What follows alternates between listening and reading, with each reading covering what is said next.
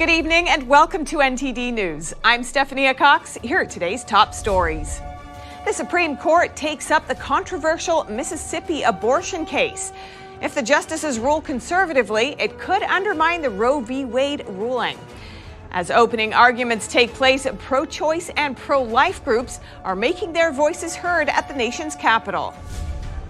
An additional death has been confirmed from yesterday's school shooting in Michigan, bringing the total number of fatalities to 4. And questions continue as police investigate what was the motive behind the attack and was it planned?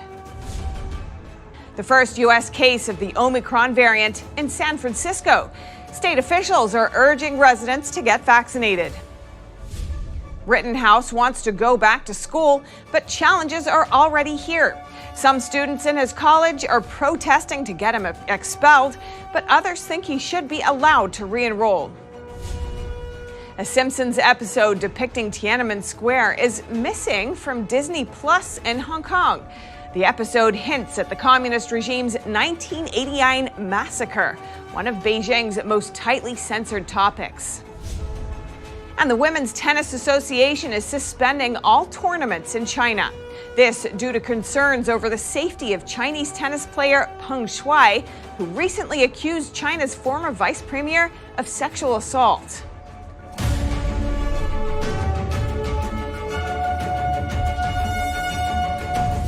The Supreme Court took up a crucial abortion case today, and a crowd of demonstrators gathered in front of the court. NTD's Melina Weiskup takes us to the protest to hear people's thoughts on this historic case. Here we are right outside of the Supreme Court yet again, where people from across the nation have gathered to either support abortion rights or oppose abortion rights. We spoke to people from both sides to figure out what their views are and why they stand by those views. If the court rules conservatively, half the country could start passing laws to ban abortions.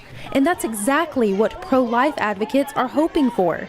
That state after state will start passing new laws to protect the unborn. Like heartbeat bills, like bills banning abortions on children that have Down syndrome, or sex selection abortions. These will move forward. So this is a historic moment. We are extremely optimistic. I think clearly we will win the Dobbs case outright. The stakes have never been higher for the fate of federal abortion laws, and pro-choice activists tell us they're concerned that this ruling will result in fewer and fewer states giving women access to safe abortions, and they're prepared to fight back.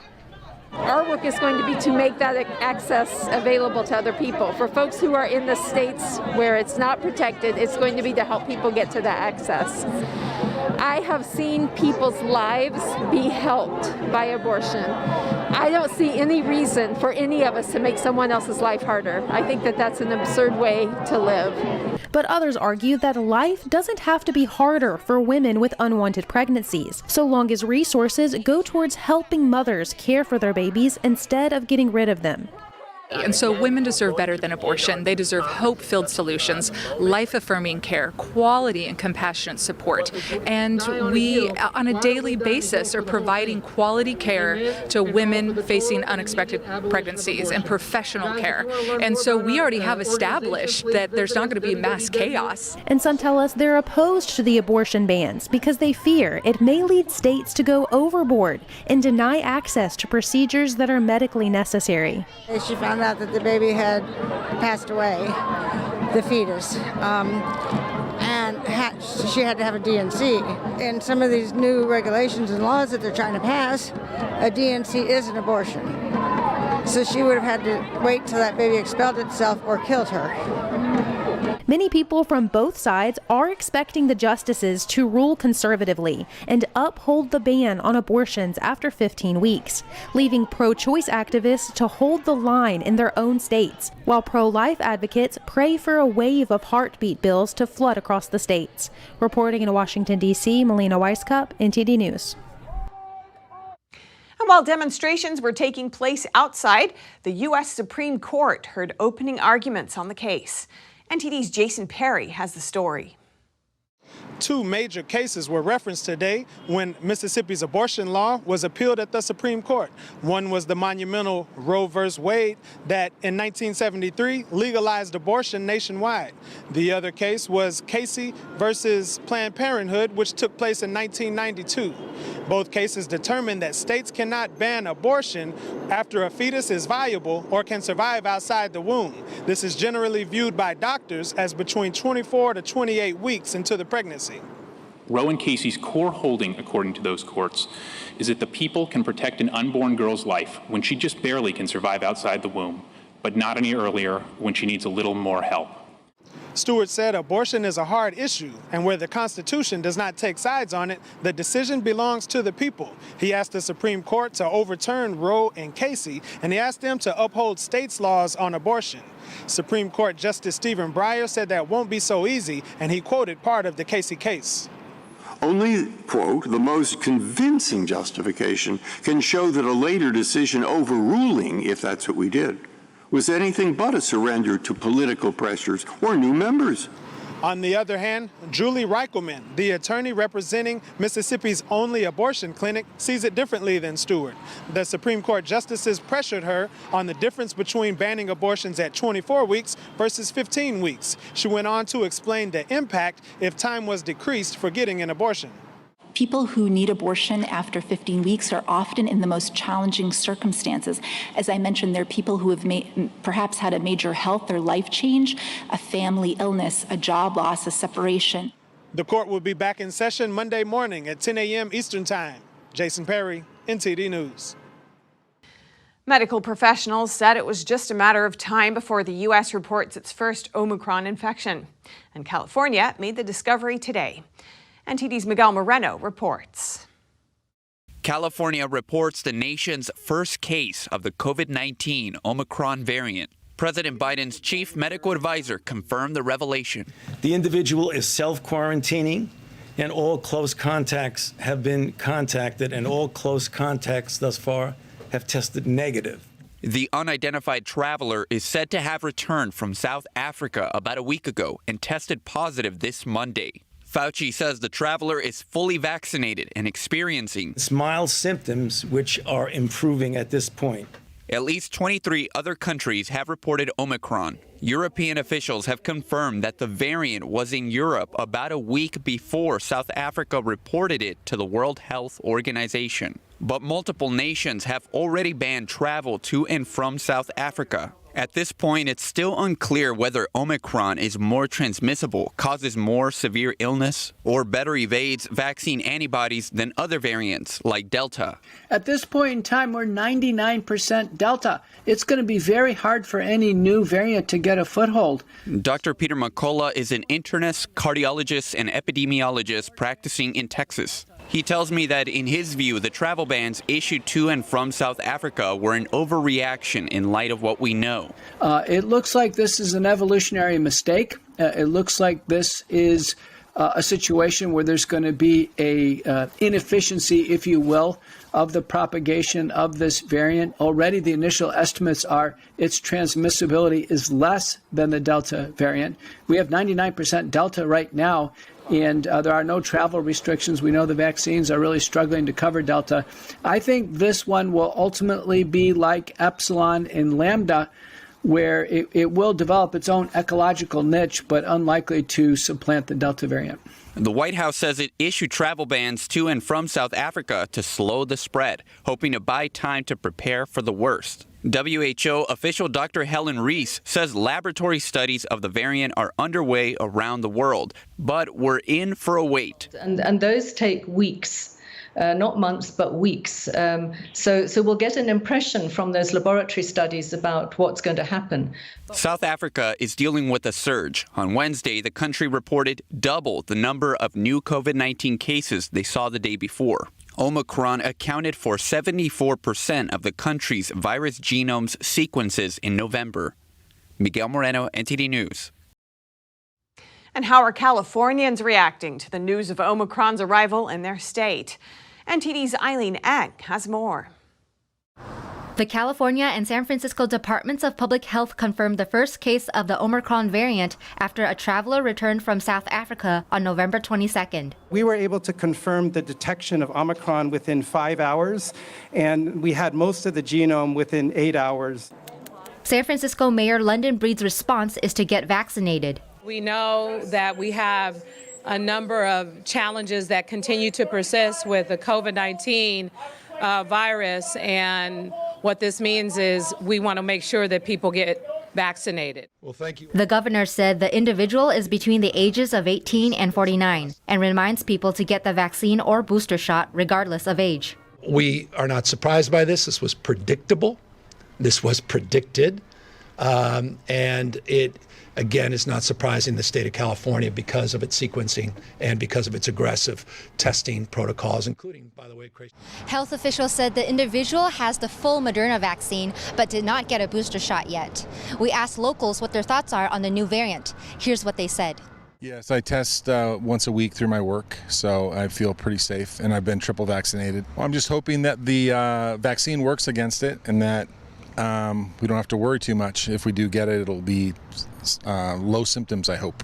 It's concerning that it is still mutating, it is still spreading, but I'm hoping that it's a more mild strain. Eileen Ang, NTD News, California. Congresswoman Nicole Malliotakis is urging the Justice Department to close supervised injection sites in New York City. The sites, which are the first authorized sites in the nation, just opened yesterday. But the Congresswoman says they violate federal law. Here are the details. 2 supervised injection sites, also known as overdose prevention centers, opened in New York City Tuesday. The sites provide clean needles, medical services, and monitor individuals for signs of overdose. But New York Congressman Nicole Malliotakis says the sites are illegal. She's now urging Attorney General Merrick Garland to close them. In a Tuesday letter, Malliotakis asked Garland to uphold the Trump administration's interpretation of the Controlled Substances Act, which deemed supervised injection sites unlawful. She says the Justice Department under Trump committed to intervene if New York City Mayor Bill de Blasio proceeded with his plans to open the sites. Malliotakis is asking Garland to honor the commitment and take swift action to enforce federal law. She also noted that in January of this year, the Third Circuit Court of Appeals ruled that it is a federal crime to open a supervised injection site or consumption room for illegal drug use. This was after a nonprofit attempted to open supervised injection sites in Philadelphia. While de Blasio says the sites will help reduce overdose deaths, Malliotakis warns the sites could lead to an increase in homelessness, theft, and violence in the surrounding neighborhoods. She pointed to experiments with injection sites overseas, saying they resulted in a concentration of addicts in the communities. New York City reported almost 600 overdoses during the first 3 months of this year, the highest since record-keeping began in 2000. And Massachusetts Governor Charlie Baker says he will not seek a third term in office. It will force the Republican Party to defend an open gubernatorial seat next year in a deep blue state. In a letter to supporters, Baker said today that Lieutenant Governor Karen Polito will also not run for re-election. The 65-year-old Republican wrote that a 2022 bid would be, quote, a distraction. Baker took office in 2015 and won a second term in 2018. 4 people have announced plans to run for the state's top office next year. 3 of them are Democrats. And Stacey Abrams is giving it another try to become Georgia governor. She announced today that she's running for the position in next year's election. Republican Brian Kemp narrowly defeated Abrams, a Democrat, in 2018. It could be a rematch between the two of them next year. The Biden administration has removed from the U.S. list of foreign terrorist groups a communist guerrilla group in Colombia. The group had waged a guerrilla war against the Colombian government for more than a half century until 2016. NTD's Allison Lee brings us more. Secretary of State Anthony Blinken said in a statement Tuesday, the Revolutionary Forces of Colombia, or FARC, no longer exists as a unified organization that engages in terrorism or terrorist activity or has the capability or intent to do so. A representative of FARC who now sits in the Colombian Congress welcomed the news. We welcome the official decision of the U.S. government to remove the FARC-EP from the terrorist list, a decision consistent with the position of former Barack Obama's administration when the peace agreement was reached in Havana. FARC led a 52-year guerrilla war in Colombia that left over 260,000 people dead, most of whom were civilians. In 2016, the Colombian government signed a peace agreement with FARC. The Obama administration helped negotiate the deal. Blinken says the removal won't change the U.S.'s charges against former FARC leaders. Here's how the Colombian president reacted. Based on information given to us by the United States, we understand it. We respect it. We would have preferred another decision to be taken, but with that in mind, today we are focused on confronting dissidents, confronting these groups, and, as the United States has done, it seems it's a message that gives peace of mind. FARC was founded in 1964 as the militant branch of the Colombian Communist Party. It is known for kidnappings, bombings, assassinations, and establishing a drug trafficking network. The group also hijacked a plane in 2002. The U.S. first designated FARC as a terrorist group in 1997. Allison Lee, NTD News. An episode from a famous TV show has disappeared from Disney's streaming platform in Hong Kong. Its plot features a touchy subject for China's communist regime, the 1989 Tiananmen Square massacre. NTD's Tiffany Meyer has more. The 2005 episode is called Goo Goo Gai Pan. In it, the family travels to China to adopt a baby. They stop in Beijing's Tiananmen Square and find a sign that reads, "On this site in 1989, nothing happened," mocking the regime's cover-up of the massacre at that site on June 4, 1989, when the Chinese military violently cracked down on pro-democracy students. The British Broadcasting Corporation estimates the death toll at around 10,000. And now it's unclear if the Chinese regime is blocking the Simpsons episode or Disney. Communist China's media censorship is growing more stringent, and it's made a priority of censoring information about the '89 massacre. The communist regime considers this information a threat to its legitimacy. Hong Kong used to enjoy more freedom, but it was drastically reduced when the Chinese communist regime took control. And the National Security Law of 2020 brought most remaining freedoms to a halt. Critics call the law the end of Hong Kong. It allows Beijing to step in to deal with actions that may challenge its authority. The Women's Tennis Association is suspending all tournaments in China, including Hong Kong. This due to concerns over the safety of Chinese tennis player Peng Shuai, who accused China's former vice premier of sexual assault last month. Steve Simon, the association's chairman and CEO, announced the immediate suspension in a statement this afternoon. Simon writes that the decision is due to the lack of transparency from the Chinese regime following Peng's allegations. He wrote, "In good conscience, I don't see how I can ask our athletes to compete there when Peng Shuai is not allowed to communicate freely." Peng disappeared from view in early November after publicly accusing former Vice Premier Zhang Gaoli of coercing her into sex. While Peng reportedly told the International Olympic Committee she is safe and well on November 21st, the WTA is not satisfied with the evidence. The CEO says he has serious doubts that she is free, safe, and not subject to censorship, coercion, and intimidation. Simon repeated the association's call for a full investigation without censorship into Peng's accusations. And coming up, 2 more are charged for participating in the string of organized robberies in California. If convicted, both will be imprisoned. And California's high-speed rail project overcame a recent lawsuit. A district court in California ruled that the project's funding does not violate the state constitution. That and more momentarily on NTD News.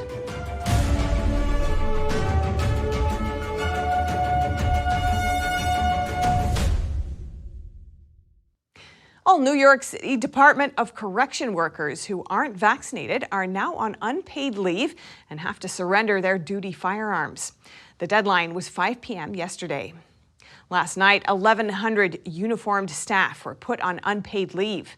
On top of that, there are 700 who are unvaccinated but still working due to pending religious or medical exemptions. Not only correction workers, but also city government workers in New York have to be vaccinated. The deadline for DOC had been pushed back a month due to existing staff shortages. Only 77% of correction department staff have gotten the shot, the lowest of any city agency. And following a series of organized retail crimes, California's law enforcement have worked together to track down the suspects involved. 2 more have been charged. Here's NTD's Eileen Eng with more.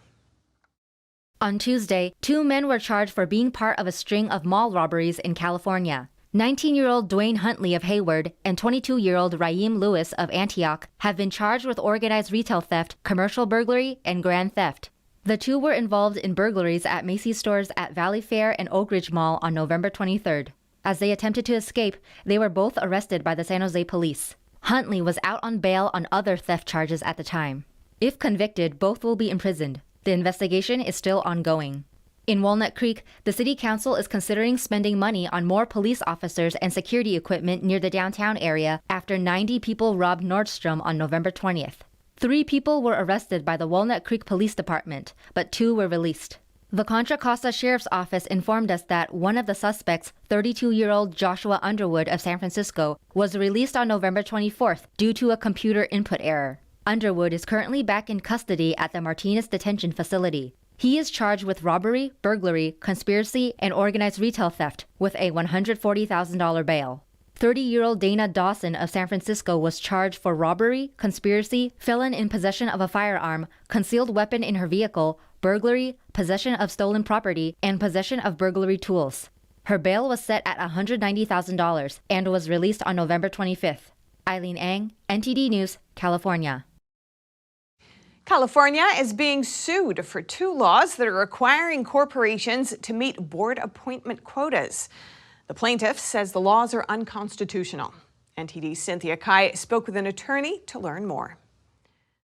The National Center for Public Policy Research has sued California to halt 2 laws that will force appointment quotas. The lawsuit was filed on November 22nd. It states that the 2 laws in question, Senate Bill 826 and Assembly Bill 979, are unconstitutional. So this law that California enacted, it's a quota. They have really 2 quotas, one for sex, women on boards, and one for race and gender, sexual orientation and gender identity. And these quotas are a blatant violation of the Constitution. When signing AB 979 into law on September 30th, 2020, California Governor Gavin Newsom said the bill is for advancing racial justice. When we talk about racial justice, we talk about empowerment, we talk about power, we need to talk about seats at the table.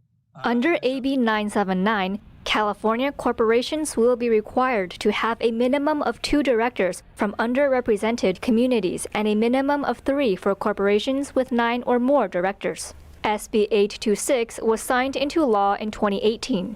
Under this law, California corporations will be required to have a minimum of 1 female director, 2 minimum females on boards with 5 total directors, and 3 if the corporation has 6 or more directors.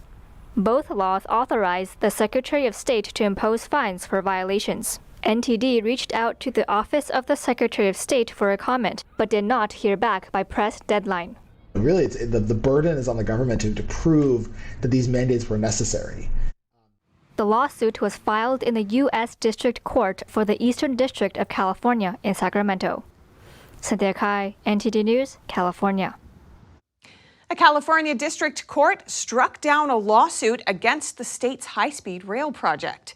The plaintiffs argue the project violated the Constitution, but the court disagreed.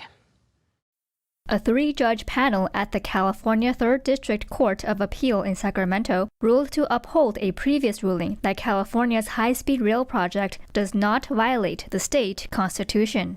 California's high-speed rail was first approved in 2008. Since its inception, a number of Chinese Communist Party-backed firms have expressed interest in financing portions of the proposed 800-mile rail project. The project has also faced a number of lawsuits. This recent lawsuit was filed on May 3, 2019, by San Joaquin Valley farmer John Toss, former high-speed rail board member Quentin Kopp, and the city of Atherton against the state. The plaintiffs argued that the project violated portions of the 2008 Bond Act. The bond authorized $9.9 billion in general obligation bonds to fund the high-speed rail. The money would be spent only on segments suitable and ready for high-speed rail operation. However, some money is being spent on portions of the high-speed system that will be shared with other rail operations in the Bay Area and Southern California. Moving forward, the plaintiffs would have to decide whether to appeal the case in the state Supreme Court. Coming up, a major gambling group closes all its VIP gaming rooms in Macau after police arrested the company's CEO. Macau is the world's largest gambling hub, so it's another heavy blow on casino stocks. And the EU Commission has a €300 billion global infrastructure plan. The plan seeks to rival China's Belt and Road Initiative, which has been criticized for leading to debt and encouraging corruption. Find out more in just a moment here on NTD News.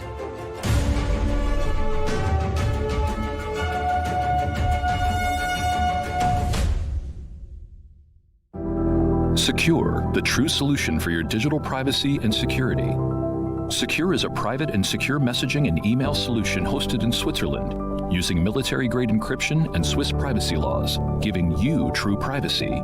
Secure is 100% private and does not collect or sell any of your personal data. Secure's Helix technology connects you securely to our Swiss servers without the need of a VPN, guaranteeing privacy and security for all your communications. Secure Messenger doesn't require your phone number or any personal data that hackers target.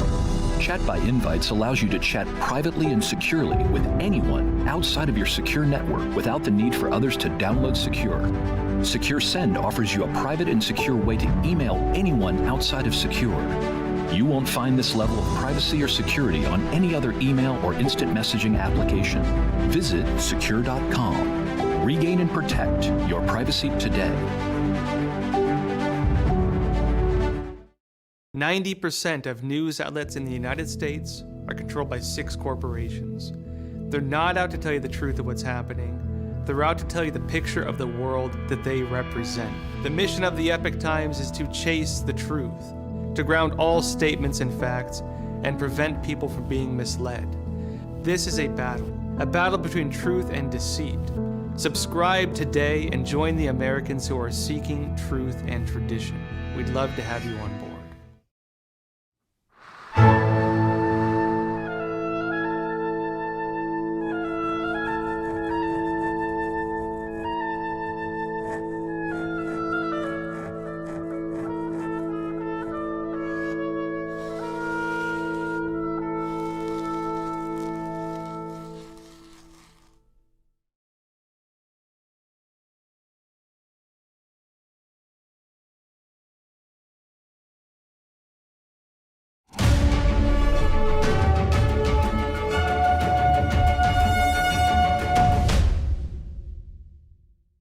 After his acquittal, Kyle Rittenhouse has said he wants to go back to college and just move on as a normal 18-year-old. But that may be easier said than done.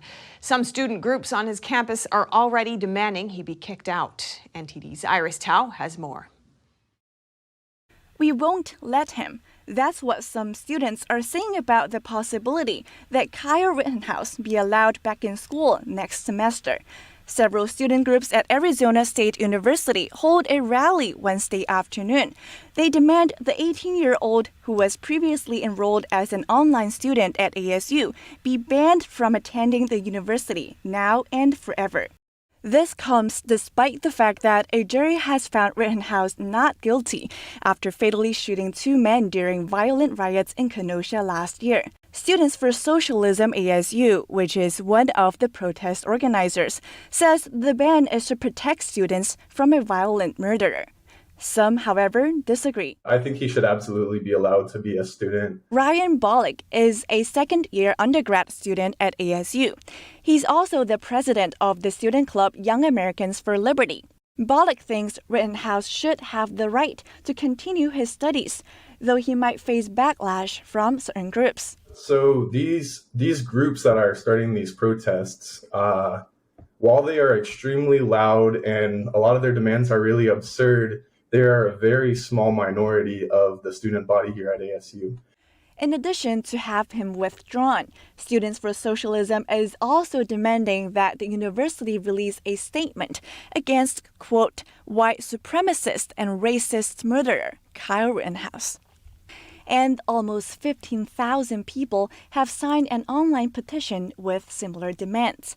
Bollig says although he supports these groups' rights to free speech and protest, they should be mindful of potential consequences of what they're saying. Rittenhouse, just for these protests, could have grounds to sue them because they've been labeling him as a murderer, and calling somebody a murderer who has been acquitted of murder could definitely be really solid grounds for a defamation suit. But it's not just the word murderer. Labels such as white supremacist and racist are also raising concerns. Morgan Zegers, founder of Young Americans Against Socialism, points to an increasingly tense atmosphere on American college campuses. The radical leftist college system that's ruining our country and that wants us removed. Whenever I try and go and speak on a campus, I'm called a Nazi, a white supremacist, all the words. And so it's hard to keep up. And it's not just about one person or one group being targeted, Zegers says. Other meaningful discussions can also be stifled. If we can't agree on the basics as a society, especially things like science or things like self-defense, things like our Second Amendment rights, what can we agree on? How can we justify an honest debate on any issue if we can't agree on the basics?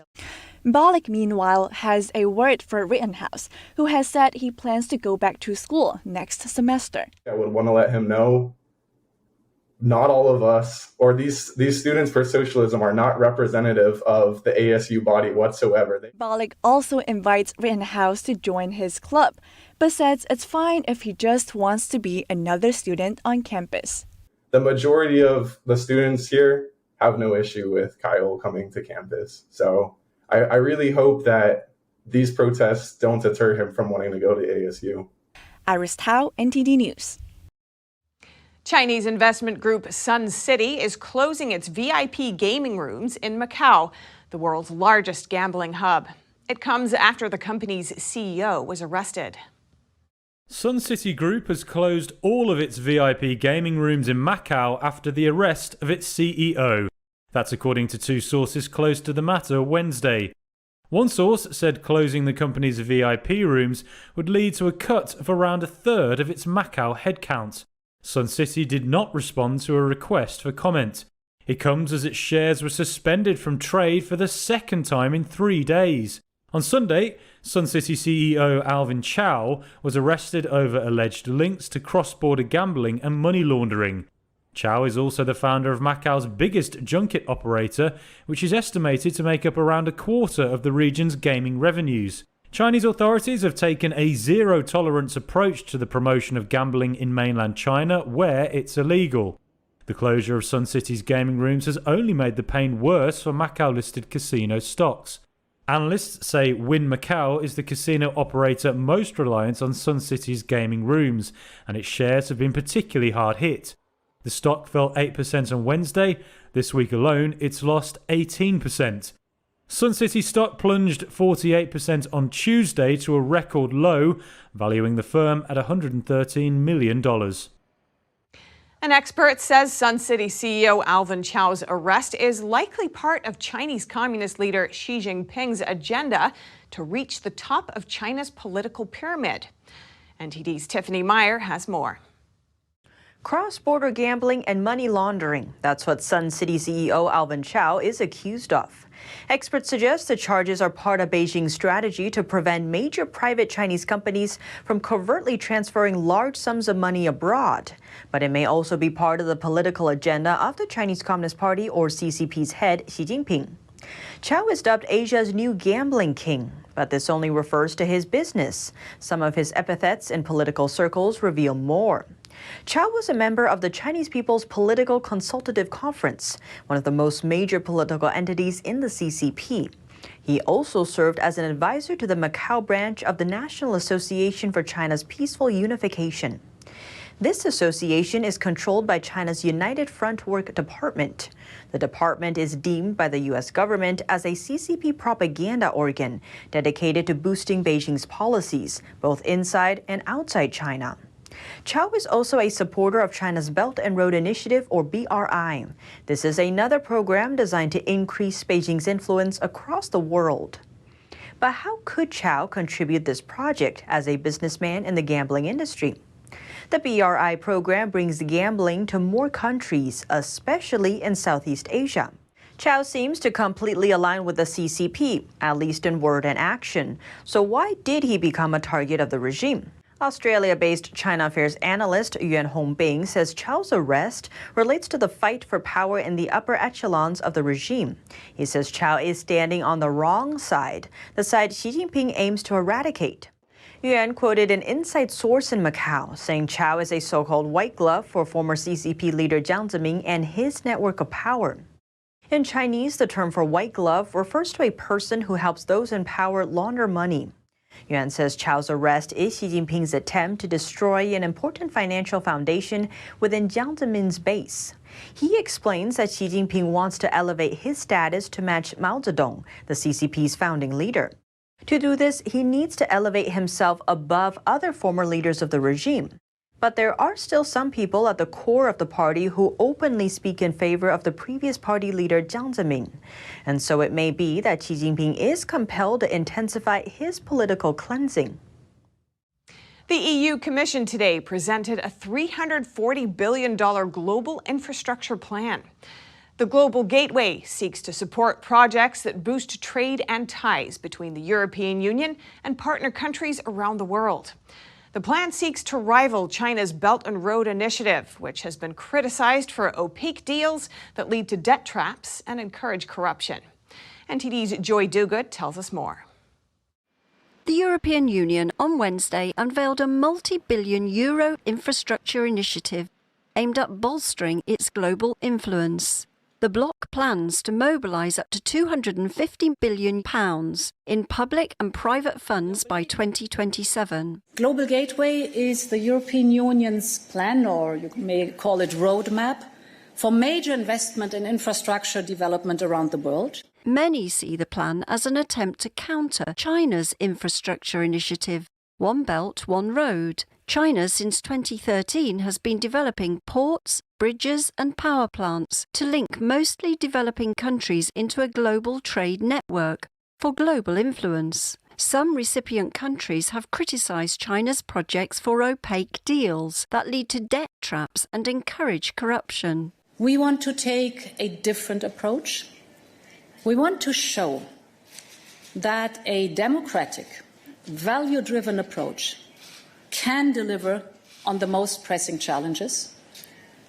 We want to show that it can, on one hand, meet local needs, but also, on the other hand, tackle the global challenges we have. Von der Leyen says the EU's plan is about quality infrastructure in the health, education, digitalisation and green energy sectors. It will invest around the world to support our priorities, that is the green and the digital transition. Think, for example, of investment in clean hydrogen.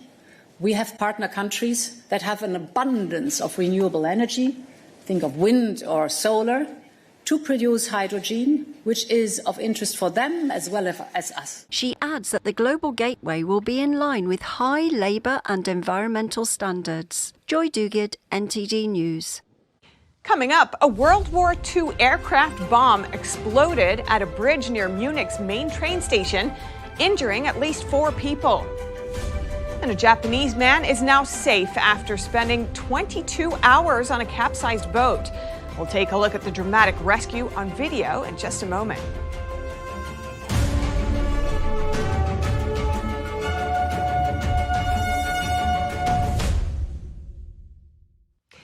Migrants are crossing the English Channel on a daily basis, trying to get from France to the UK.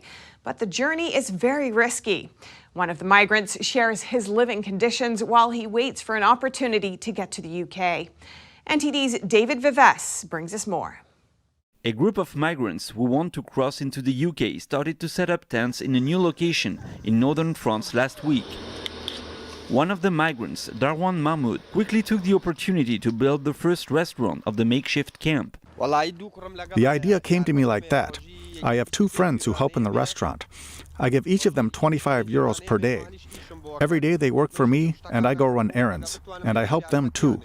Mahmoud built the restaurant in a single day. It's made of wooden frame using branches from nearby trees and covered in tarpaulin. But the future of the makeshift camp is uncertain. On Tuesday, police arrived at the camp, evicted the residents and tore down their tents and shelters. Mahmoud recently refused an opportunity to cross the English Channel on a boat. It was because he would be sharing a boat with too many people. He plans to earn enough cash so that he can get on a boat with fewer people. These smugglers in the channel need to know there is no work or gain in Kurdistan. They are scattered and they take our money. And if we speak out, we are met with opposition. Mahmoud might have avoided a disaster. Last week, a boat carrying at least 29 people capsized in the channel. Only 2 people survived. Both the UK and France are reacting. The French government is ready to resume talks with Great Britain very quickly. The French minister said the country will deploy 2 more helicopters and double the number of migration monitoring officers to deal with smugglers and prevent more humanitarian crises. David Vives, NTD News. At least 4 people were injured today when a World War II aircraft bomb exploded at a bridge near Munich's main train station. The Munich Fire Brigade said one of the people was seriously injured. Police said the explosion happened during construction work for a tunnel. The area had been cordoned off and there was no further danger. Due to the blast, authorities suspended rail travel to and from the station. The fire brigade said explosive experts were summoned to the site to examine the remains of the bomb. More than 2,000 tons of live bombs and munitions are discovered each year in Germany, more than 70 years after the end of World War II. Ordering items from the convenience store 7-Eleven may get more convenient. The chain is partnering with a robotics company to deliver products through self-driving cars in California's Silicon Valley. NTD's David Lamb reports. In a statement from 7-Eleven on Wednesday, the chain is rolling out California's first commercial autonomous delivery service in partnership with tech company Nuro. The service uses Toyota Priuses that are converted into self-driving vehicles. It includes a safety driver to monitor the technology, Nuro said, before they plan to shift to driverless delivery vehicles. It's an awesome idea. It's a great idea. And it's not just during the pandemic. I think this is here to stay, of how to get your deliveries, your food, everything. A 7-Eleven executive said the 7-Eleven is looking for ways to serve its customers. People can order through the delivery app with delivery times at about 30 minutes. The service is available to customers in Mountain View, where American-based Nuro is headquartered. If it's not more convenient to walk, I walk a lot of places, just want to make sure I am healthy. Nuro was the first autonomous vehicle startup to get a permit to use automated vehicles for business from the California Department of Motor Vehicles last year in December. 7-Eleven has over 77,000 stores in 19 countries. Now, this is the 7-Eleven where the self-driving program is being piloted in Mountain View, California. Now, after finishing deliveries, the driver pulls up here, parks the car, and an employee comes out with the new order, and the driver is on his way out, returning about every 30 minutes. David Lamb, NTD News, California. A Japanese man is now safe after spending 22 hours on a capsized boat. The Japanese Coast Guard on Sunday captured the dramatic rescue on video. The recording shows the man clinging to the boat's propeller as rescuers swim to his aid. They then pulled him by rope to the Coast Guard ship. He had been working alone on a port construction project when his boat overturned on Saturday. His co-workers contacted Japan's Coast Guard about the accident. The man was found the next day about 20 miles offshore of Yakushima. He sustained a minor injury on his left ankle. Japan's Coast Guard is looking into the cause of the accident. And coming up, we visit Charles Dickens' family home in London. It's where the English author wrote A Christmas Carol and other classics. And the world's fastest Rubik's Cube solvers are going head-to-head at this week's World Cup final. We'll show you one of the American contenders.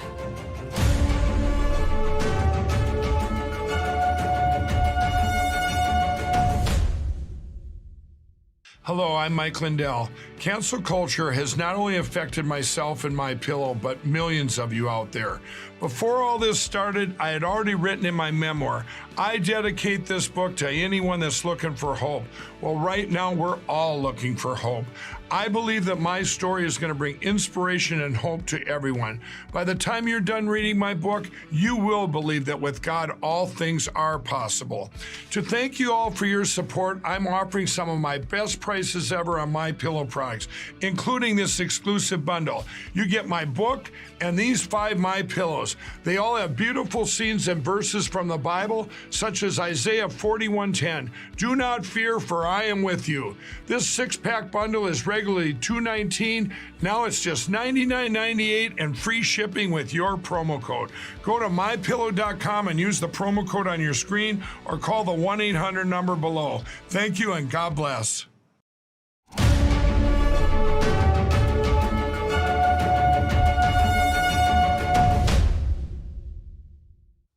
Charles Dickens is one of the best known and most widely read English authors.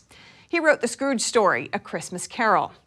London's Charles Dickens Museum is where the literary legend penned some of his early classics. It was also the Dickens family home from 1837. NTD's Neil Woodrow brings us some of the rich traditions of a Dickensian Christmas.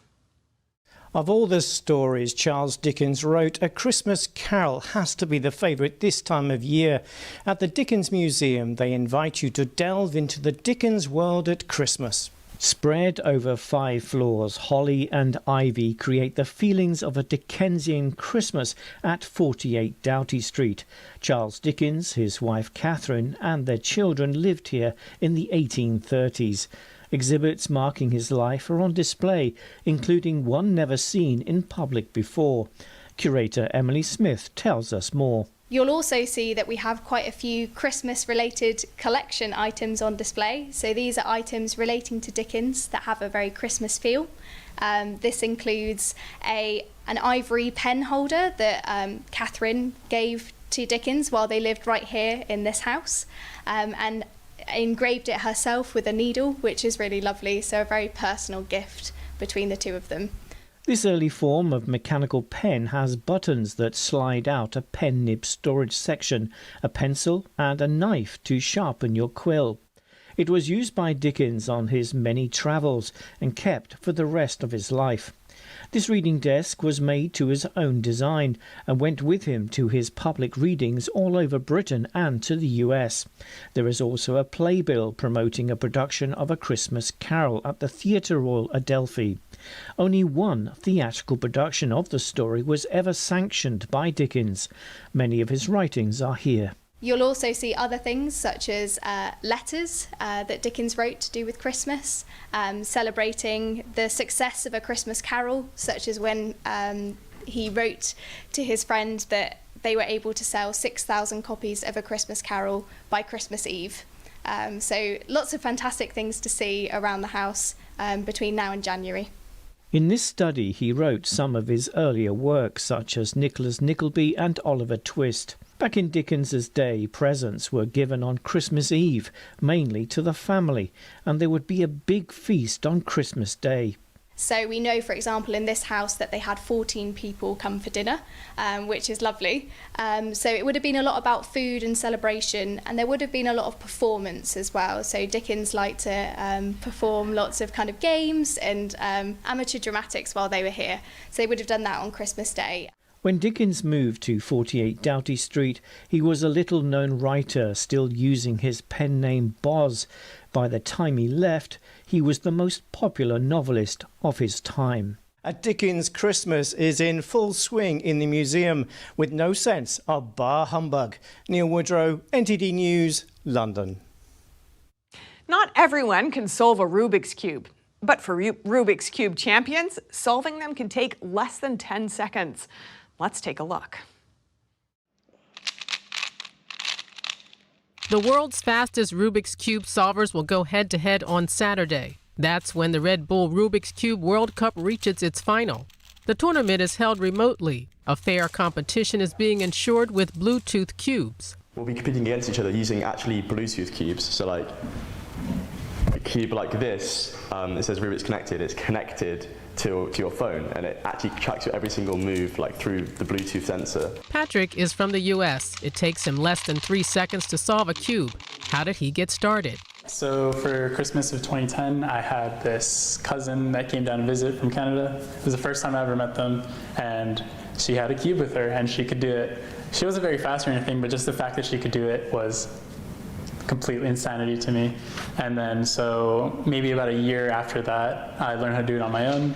Now Patrick is competing against the fastest and best cubic solvers in the world. But what does his family think about his hobby? So family and friends, I guess now they're more used to it. At the time, they were like, this is a strange hobby. Over 4,200 entrants from more than 50 countries competed in the first round of the knockout competition.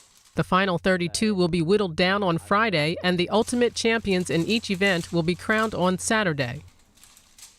And that's all for today's news. Thanks for tuning in. I'm Stephanie Cox.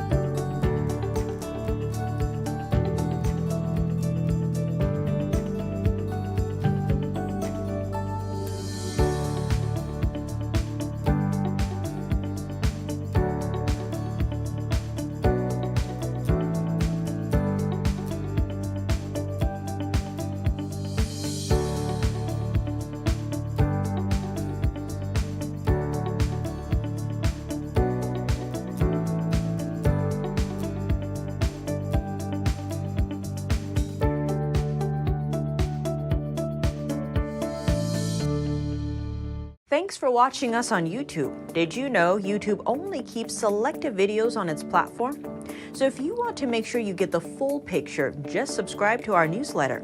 Go to newsletter.ntd.com and sign up. It's free.